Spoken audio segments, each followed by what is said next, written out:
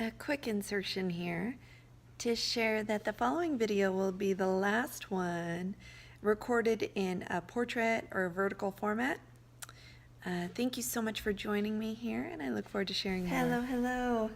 Thank you for joining me again in my studies today. This is day 2, reading from Alan Watts, The Meaning of Happiness. I heard from many of you in the last 24 hours some really warming and encouraging comments. I appreciate each and every one of them. Thank you. Later today, I'll be uploading yesterday's readings in a video compilation form on the BioCadence YouTube channel. So if you missed those, you can get it there. And now to focus on this wonderful book.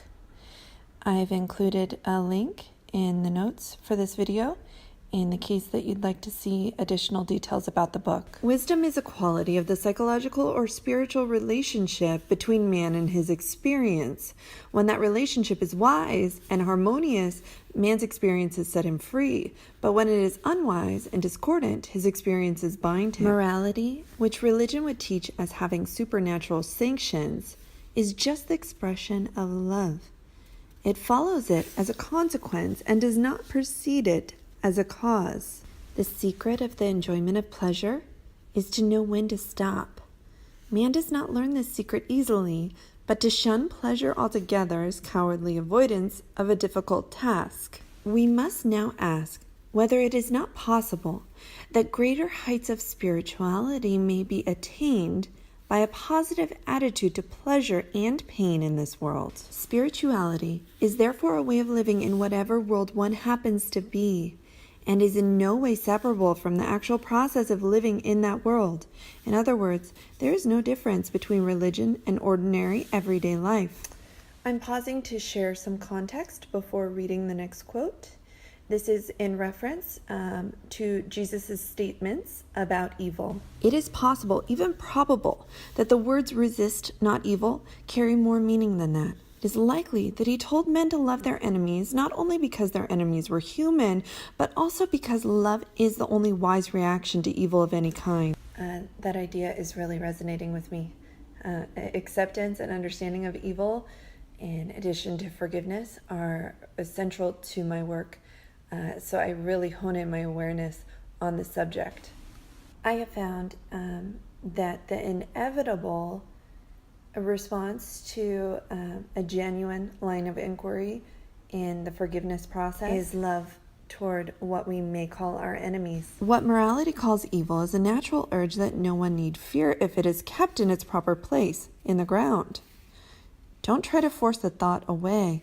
Forcing the thought away increases its power until it demands expression and action. Important note here, in the following passage, Alan Watts describes an exception to this in the cases where people become obsessed with these thoughts.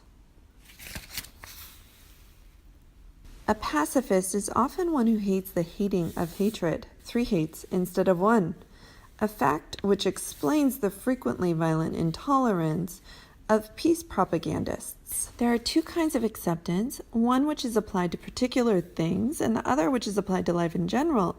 In exactly the same way, there are 2 kinds of happiness, one which is occasioned by particular things or events and the other by the whole of life. Everything is life, even escapism. And if the whole of life is to be accepted, the desire to escape must not be made into a new devil. This very much reminds me of a quote from Alan Watts later in his life. I'll paraphrase. We are the Tao, and to try to achieve it is to push it away.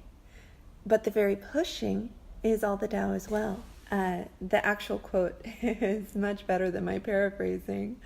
I've posted it so many times that many of you have probably seen it and know exactly what I'm referring to. And I just identified the next quote that I had isolated, and here Alan Watts, of course, goes deeper into this thought. Trying to be united with life, we are striving to achieve something that already exists.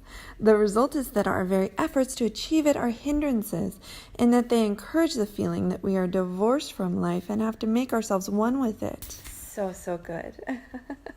I hope that you're sharing the joy with me in reading this. An element of my joy, I know it was redundant because I said it repeatedly yesterday, but in the case that you missed that, Alan Watts wrote this at 24 years old. If man is to realize again his fundamental unity and harmony with life, he must proceed by the roundabout way of trying to get that which he already has until he convinces himself of his own folly. To accept totally is to be free to be moral, and he who follows a moral law in freedom does not suffer the consequences of repression in the same way as the slavish moralist. The chief difference between these Eastern religions and Christianity is that, on the surface at least, Christianity is concerned with belief in doctrines, whereas the Eastern religions are concerned with states of mind. I'm going to pull in a memory here from one of the first books that I covered here, The Collected Letters of Alan Watts. My interpretation of the thoughts that he shared as he was putting all of his energy into the priesthood for years is that